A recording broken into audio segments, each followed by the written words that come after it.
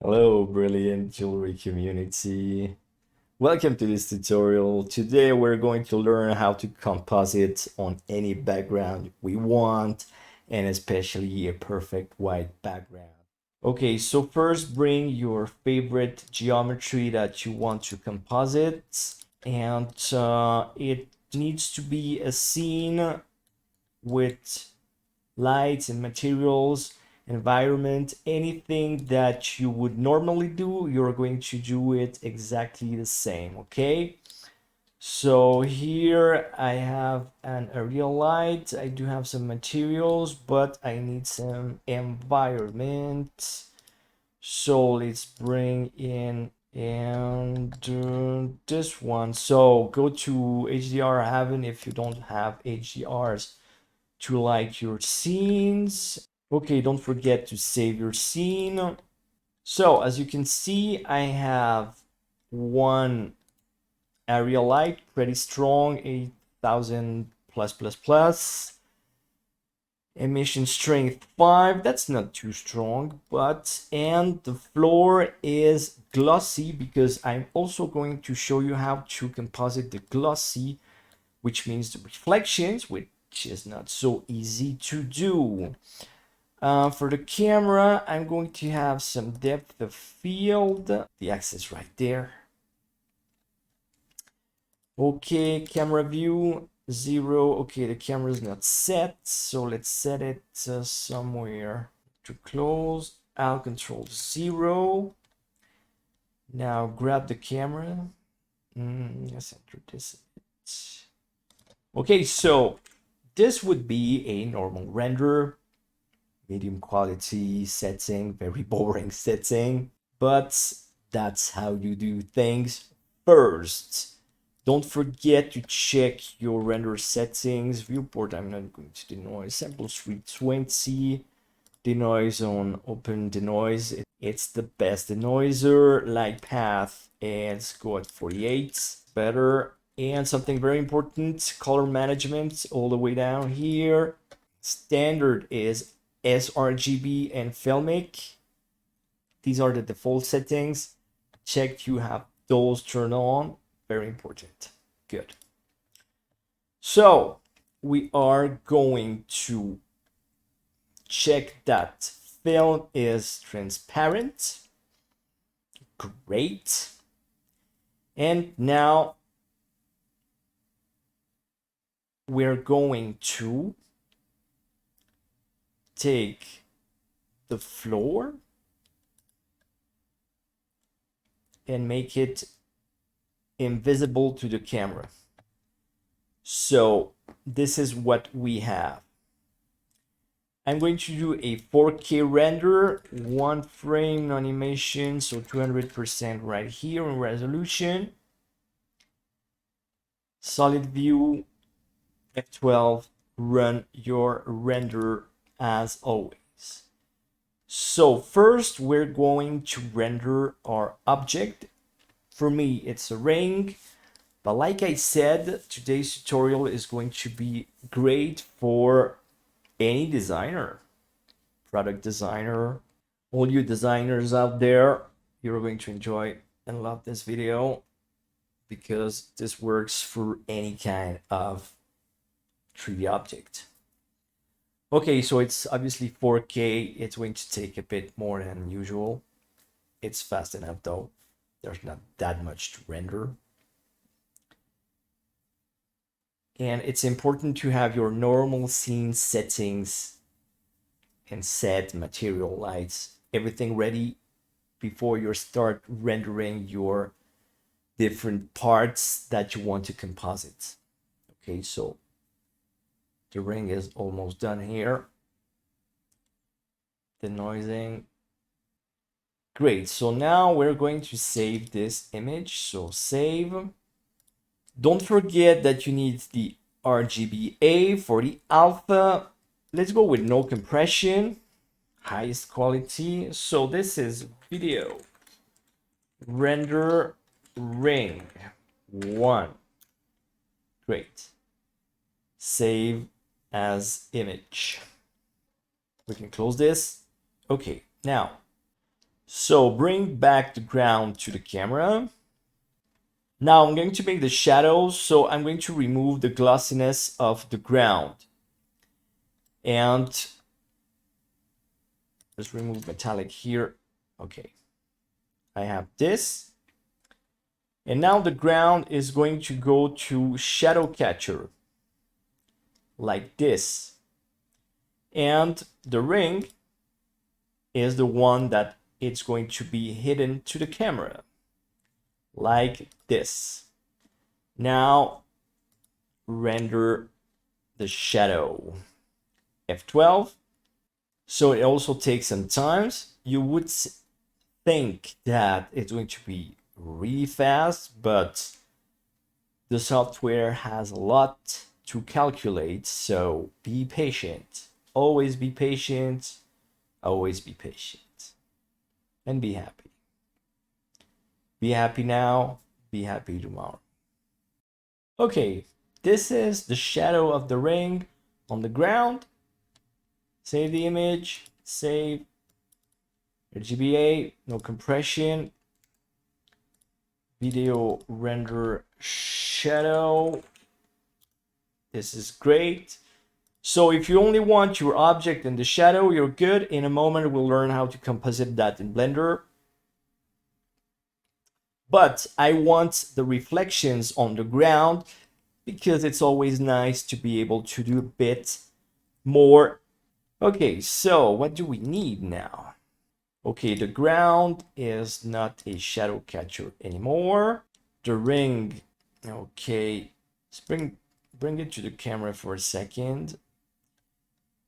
But what I need to change is to bring back the metallic or the glossiness or the reflection to my ground. So metallic 1. Okay, so now the ring is going to be invisible to the camera. But we have its perfect reflection on the ground like this. Now we do need to go to passes here. These are the rendering passes. And I want the glossy, which is a reflection, the reflective parts of the objects, of the materials. And I want the indirect glossy pass. Okay. Now let's go to F12 and render as usual. So here we're going to see the normal render like in the viewport, but that's not exactly what we're going to save. So we're going to let CyclesX do its job, and we'll be back in a short moment. Okay, so this is the normal render of the reflective ground. Now let's go here and go to the gloss indirect pass. So it's basically the same, but we have that impressive black ground with the reflection, and the reflection has the colors of the dispersion of gemstones and all of that, which is really important. And you're going to see that it's really important to use the glossy indirect pass because this black, instead of the gray and all other reflections that we don't want, it's really important to have the correct information, which is just the glossiness indirect pass. Now this image, save it. No compression here. So video render glossy indirect. Okay, so now we're ready. We have the ring, we have the shadow, and we have the glossy indirect pass, and we need to learn how to composite all that. Okay, so obviously we want to go to compositing right here and use nodes. we can open this up like this. We can unplug this. I'm going to leave that like this.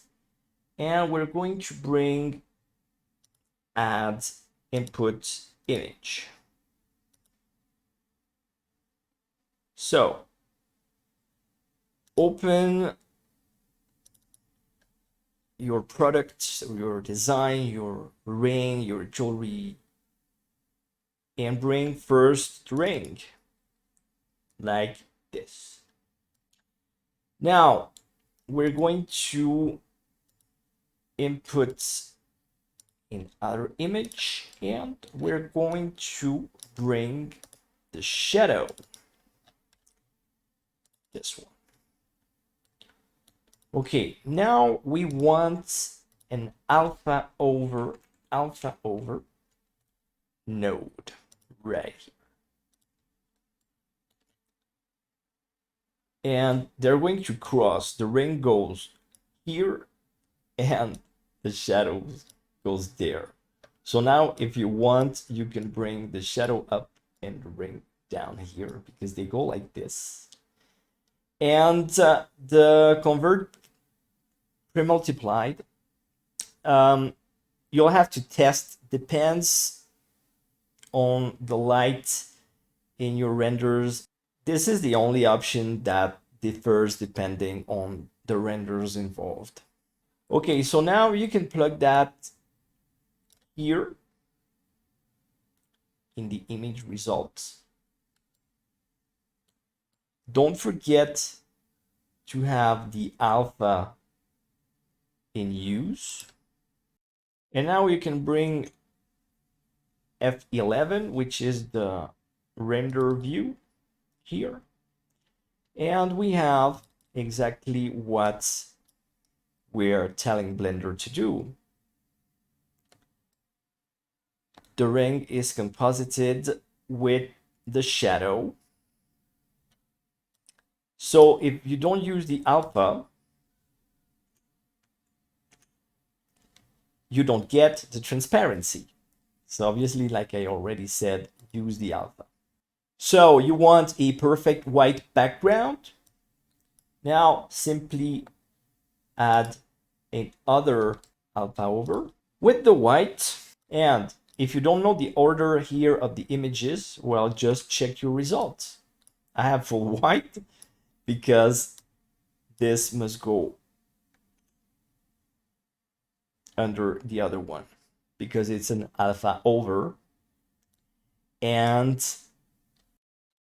okay, so now something very important. I talked earlier about the color management.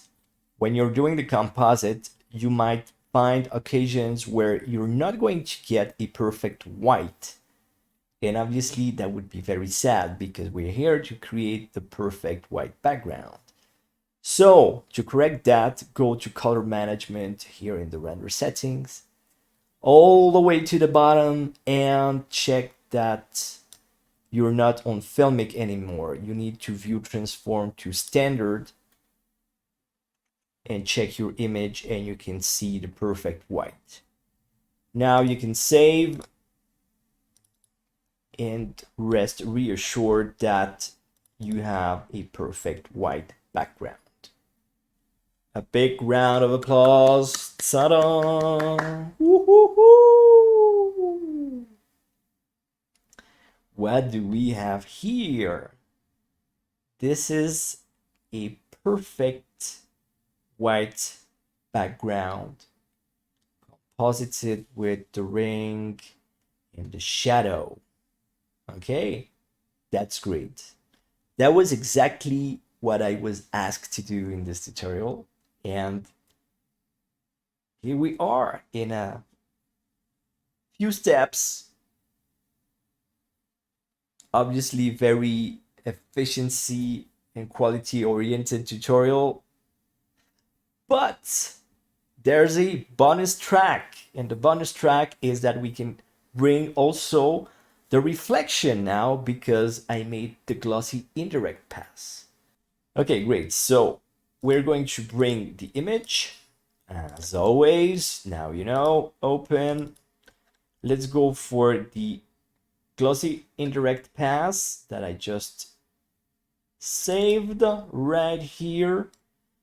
But this time, as you can see, this image has no transparency at all, which is a bit impressive at the beginning because it makes you wonder, how am I going to bring the reflections to my image? Well, we need to go to add color mix. And in fact, instead of mix, you're going to do an add operation. So beware, because it's not the same to go to converter math add, which also exists. This is the color operation. And we're going to bring it here in the middle and bring the glossy indirect. Okay. Okay, now let's go to F11. And we're going to have a bad surprise first. Like, obviously, the glossy is here, no doubt, but it's on top of the rest. So we're going to bring this like this.